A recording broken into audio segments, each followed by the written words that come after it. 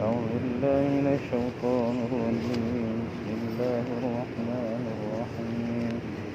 الحمد لله رب العالمين الرحمن الرحيم مالك يوم الدين إياك نعبد وإياك نستعين اهدنا الصراط المستقيم صراط الذين أنعمت عليهم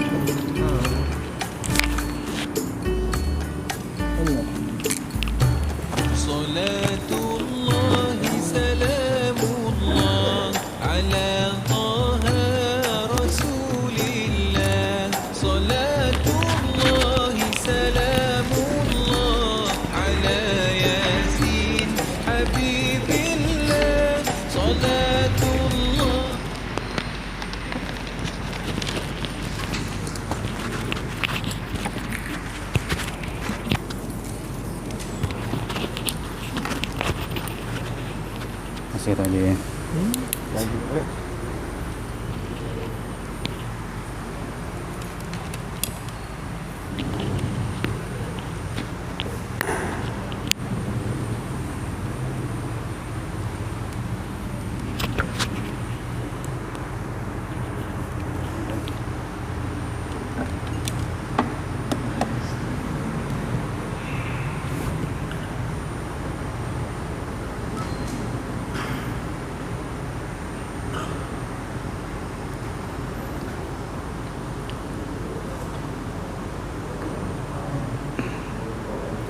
Assalamualaikum warahmatullahi ta'ala wabarakatuh.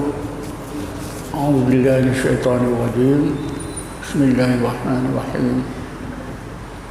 Alhamdulillahil qa'il. Innal ladzina fatanul mu'minina wal mu'minat tsumma lam yatubu falahum adzabu jahannam wa lahum adzabul kharid.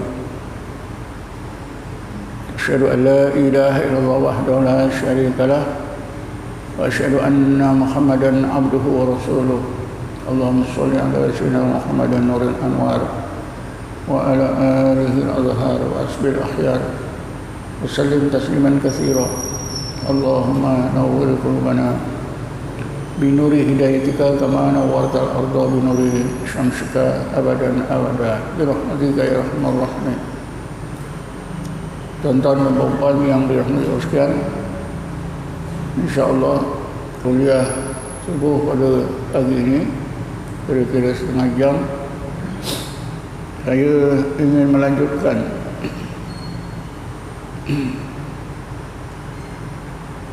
mengenai berlarut-larut dalam dosa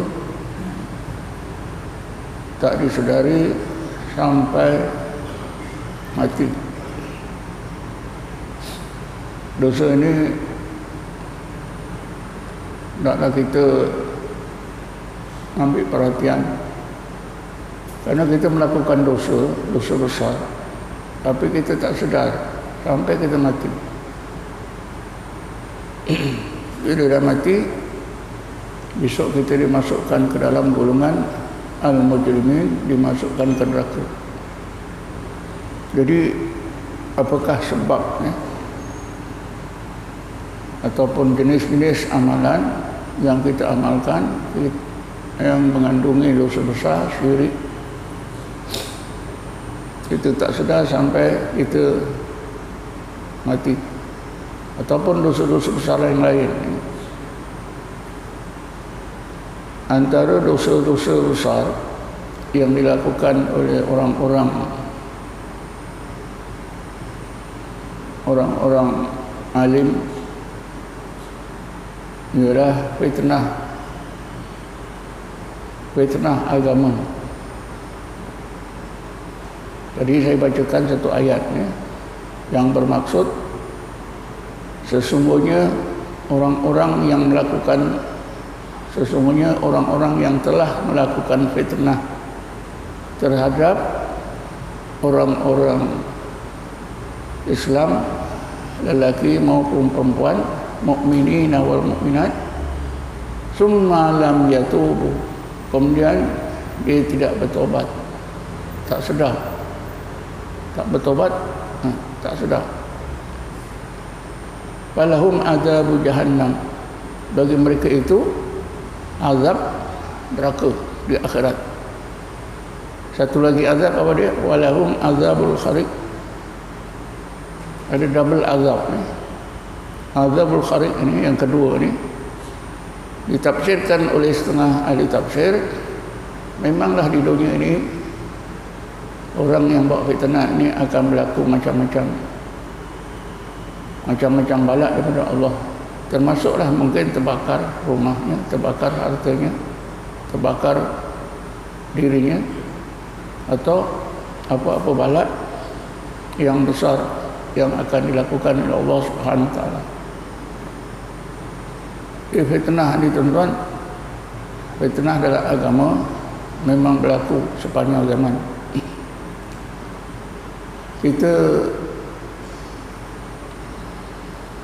pastilah tahu bahawa fitnah agama ni bermula dengan fitnah terhadap Nabi kita Muhammad SAW, dan fitnah agama ni berterusan sampailah hari kiamat. Dalam hubungan kehidupan kita umat Nabi Muhammad, fitnah agama yang paling besar ialah yang dicetuskan oleh pengaruh agama Wahabi.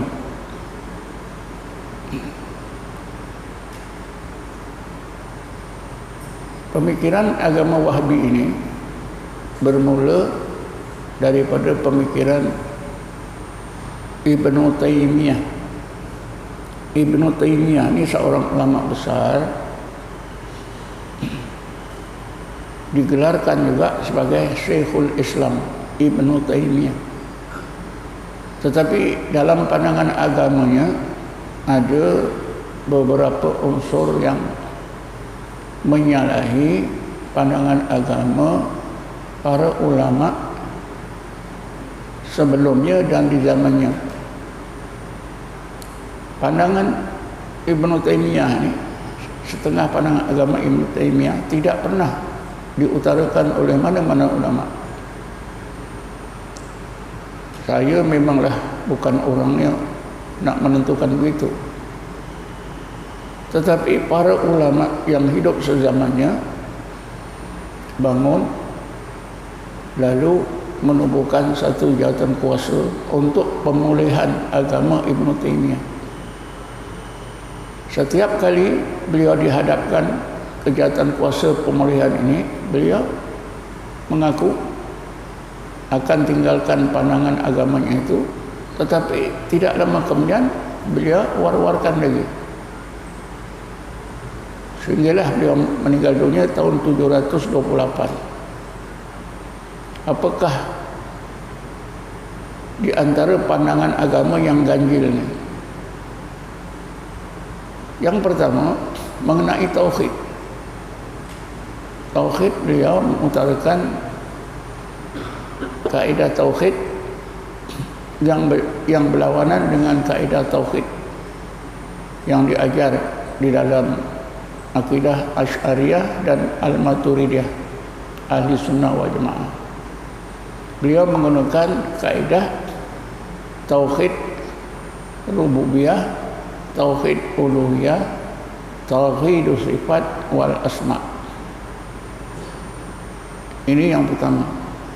Tauhid tiga serangkai ini berlawanan dengan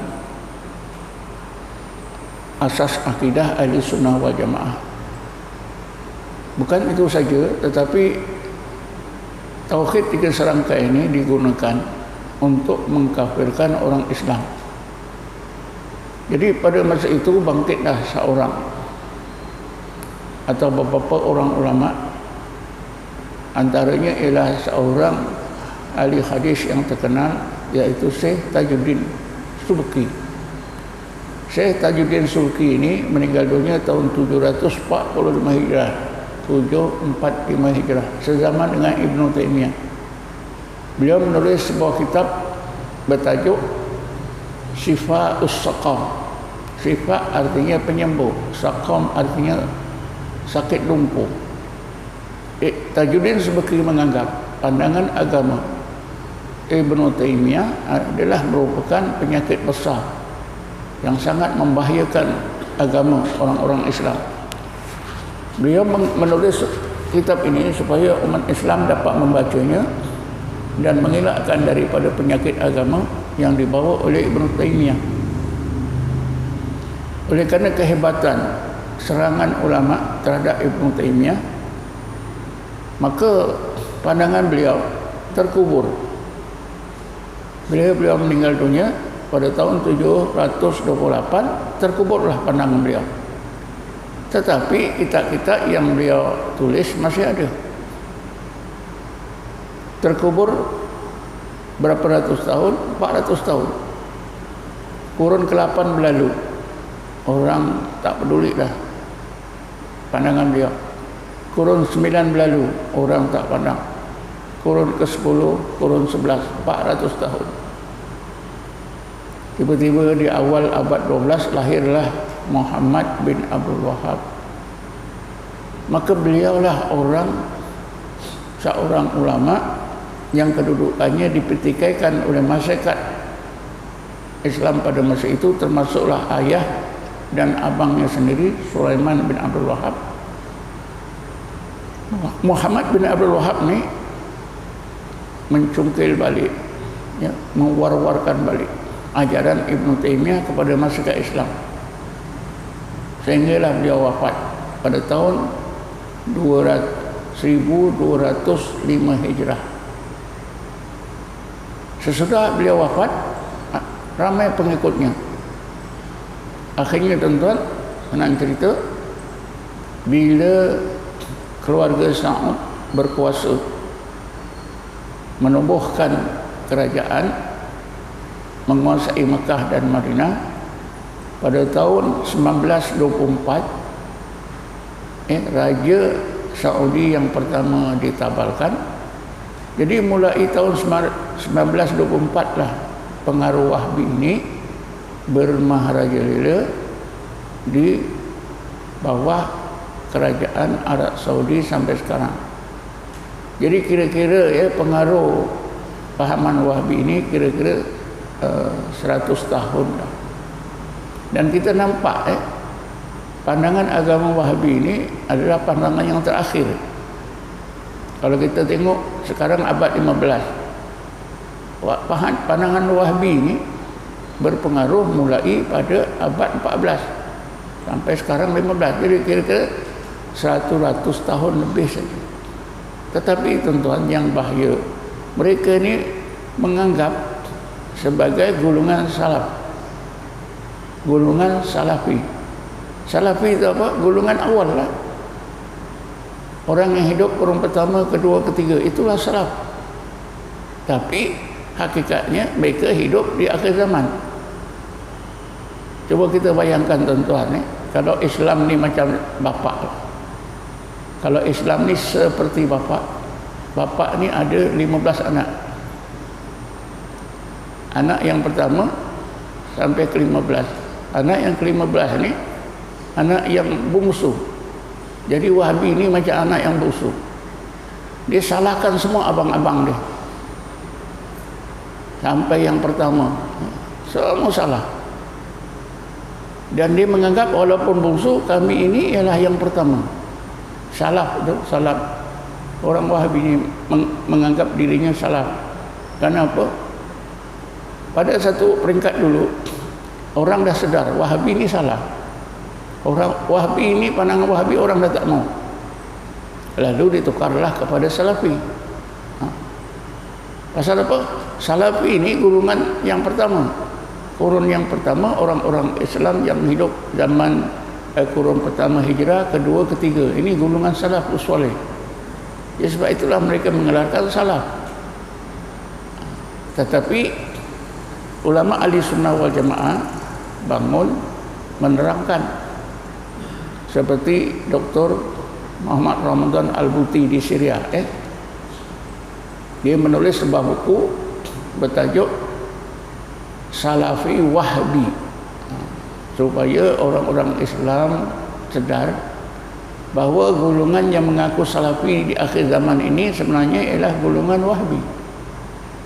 Kan akhirnya Dr. Muhammad Said Ramadan dibunuh oleh orang-orang Salafi. Dia bom ketika mengajar bom macam ni, diledakkan bom, mati, berkecah. Dan saya pada tahun 2008 pergi ke Syria, ke Damsyik. Saya melawat masjid yang Dr. Muhammad Said Ramadan ni mengajar. Kebetulan pada satu pagi itu, hari Ahad, kami diajak menghadiri kuliah Dr. Muhammad Said Ramadan di masjid itu. Masjid itulah yang dibom, beliau meninggal. Jadi tuan-tuan, fitnah agama paling hebat, membawa dosa yang berlarut-larut, tak disedar sampai mati. Kenapa tak disedari? Sebab orang yang buat fitnah agama ini, mereka menyangka membela agama, sedangkan sebenarnya sebaliknya, meruntuhkan agama.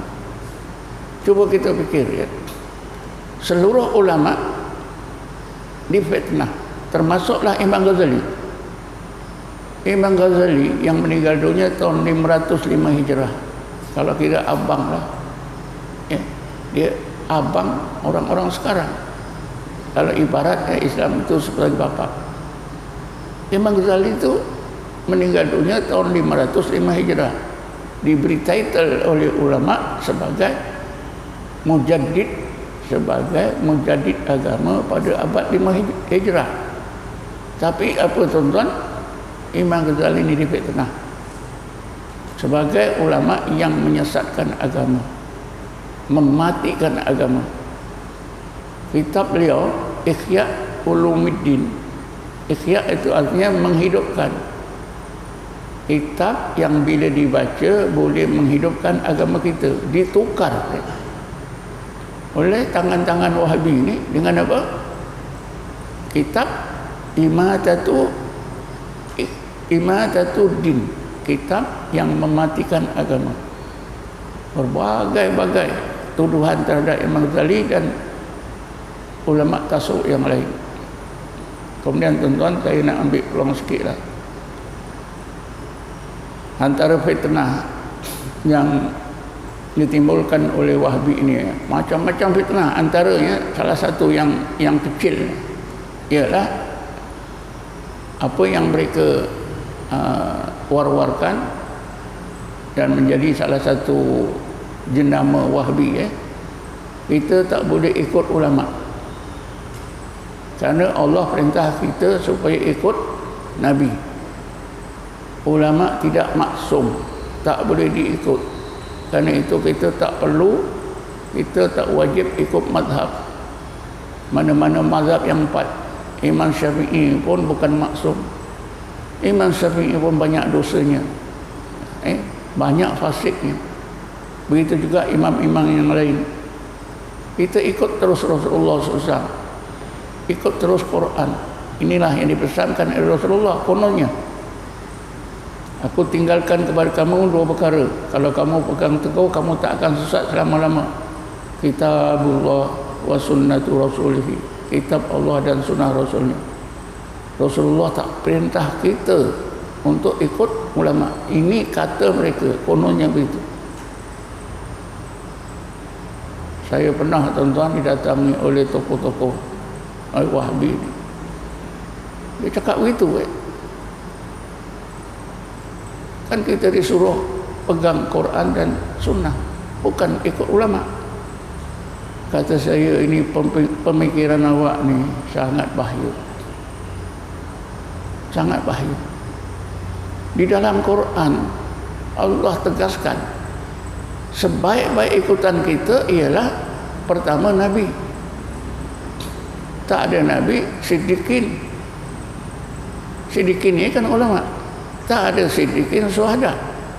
Orang-orang yang mempunyai ciri syuhada. Akhir sekali as-salihin. Bismillahirrahmanirrahim. Wa man yuti'illaha wa rasulahu wa ulaika ma'al ladzina an'am an'ama Allahu 'alaihim minan nabiyyin was-siddiqin wasyuhada was-shalihin wa hasuna ulaika rafiqa. Malahan di hujung ayat ini, kalau kita dampingi mana-mana salah satu 4 golongan ini, kita akan dapat guru yang sebaik-baiknya. Wa hasuna rafiq, wa hasuna ulaika rafiq. Nabi-nabi kita tak jumpa lah, tapi pengajaran mereka kita jumpa. Siddiqin mungkin ada, tapi kita tak kenal. Syuhada mungkin ada, tapi kita tak kenal. Tapi as-salihin kan orang alim yang soleh. Allah Subhanahu wa taala terangkan wa hasuna ulaika rafiqa. Mereka inilah sebaik-baik guru yang kita dampingi, yang kita minta fikiran. Tiba-tiba kita tak boleh ikut ulama.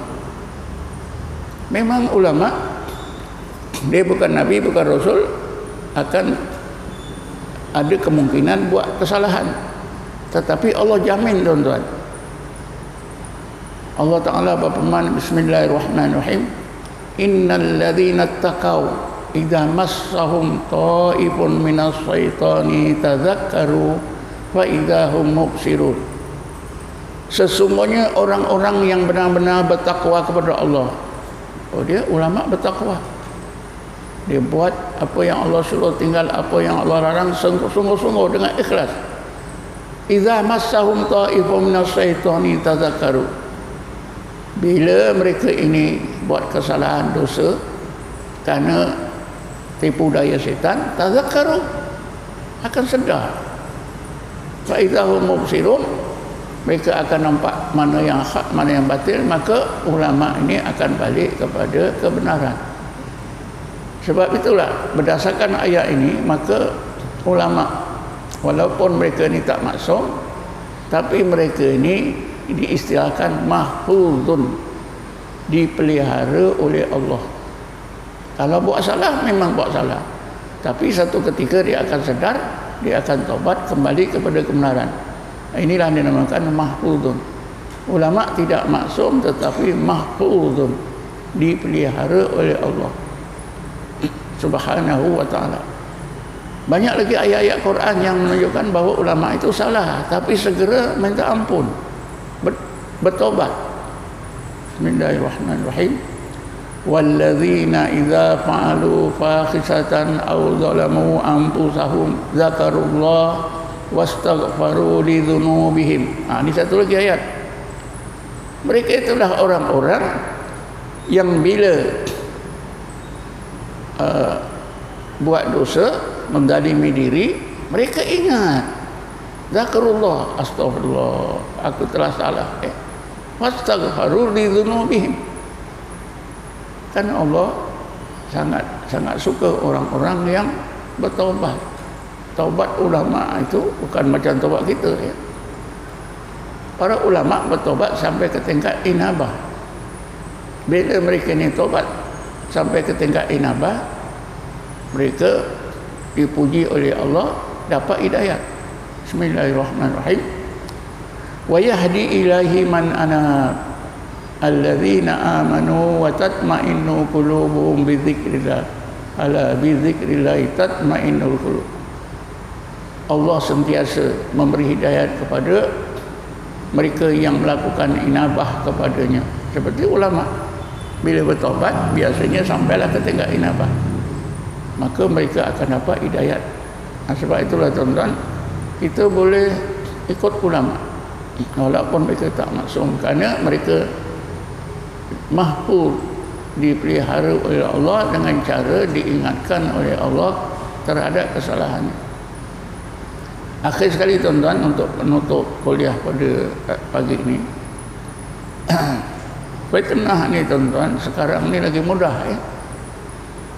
Kerana ada handphone tu, sekelip mata kita boleh difitnah oleh orang di seluruh negara, sampai luar negara, ya. Antara fitnah yang saya nampak fitnah besar, ya, ada ucapan seorang ustaz di Kelantan.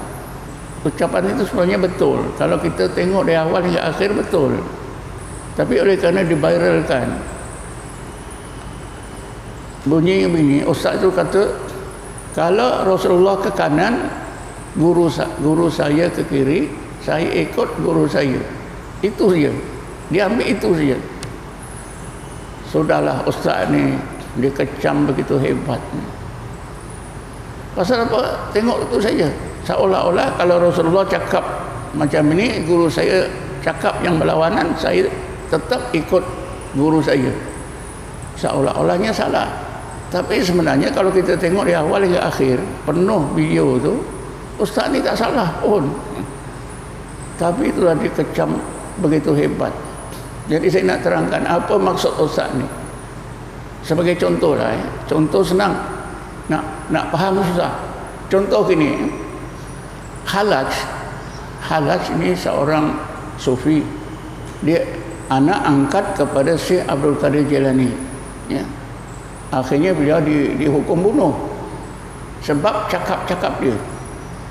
Satu hari Halaj ni bercakap, ma fi jubbati illallah, dalam jubahku ni Allah. Jadi orang yang mendengar ni, ulama, tentulah tangkap dia. Ini satu kesalahan besar, sebab dia sudah mengaku dalam dirinya ada Allah. Ini pahaman hululiyah. Satu ketika lain beliau mendengar bang muadzin ni sedang menyebut Allahu Akbar, Allahu Akbar. Yang diajar apa dia? Kita jawab apa? Sadaqta.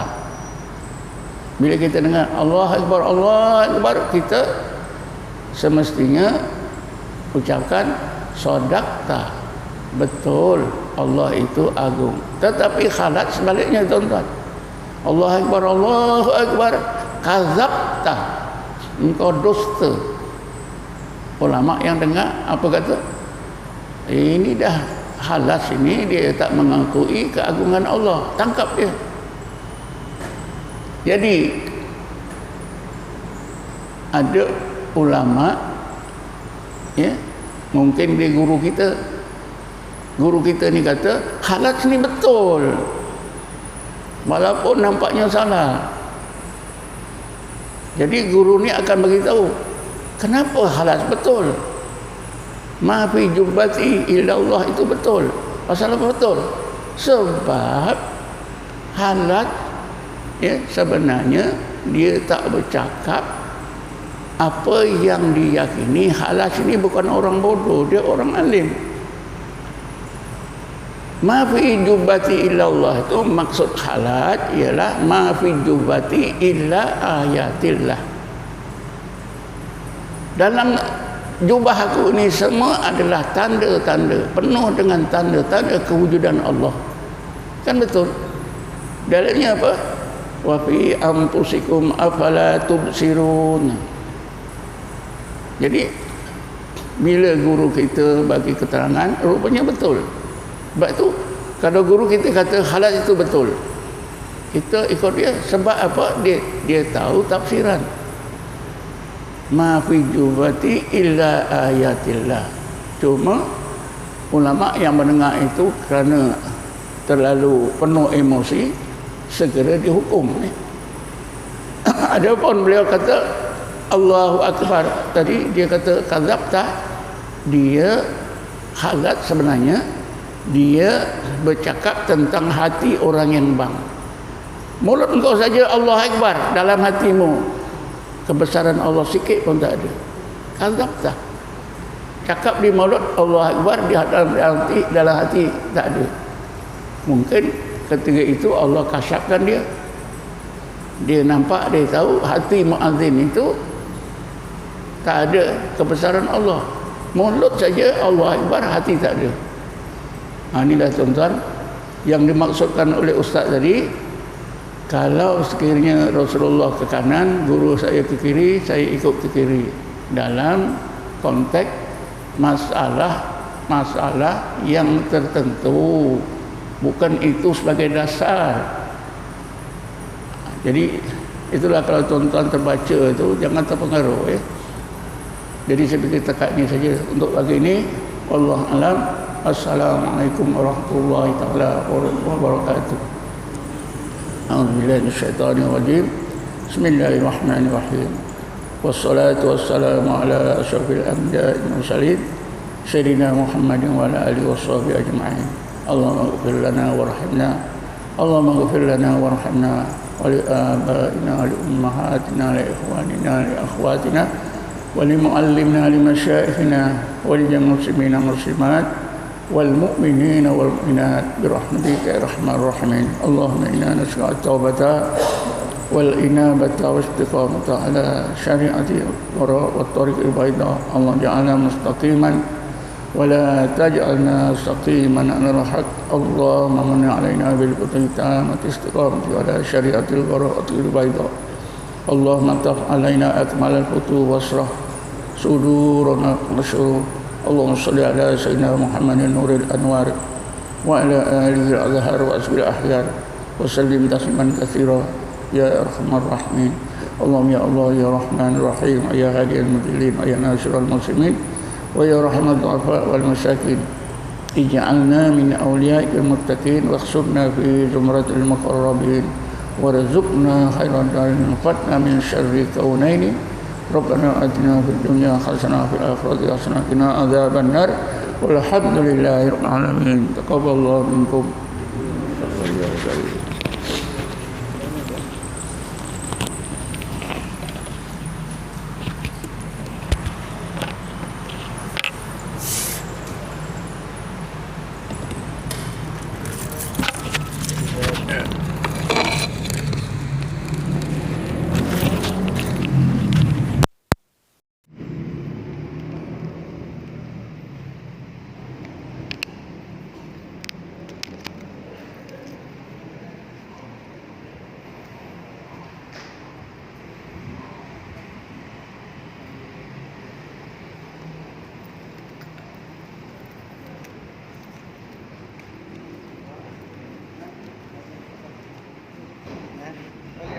Cái đuôi này.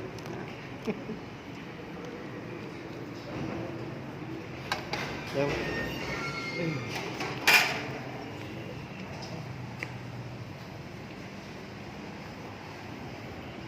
Sarap.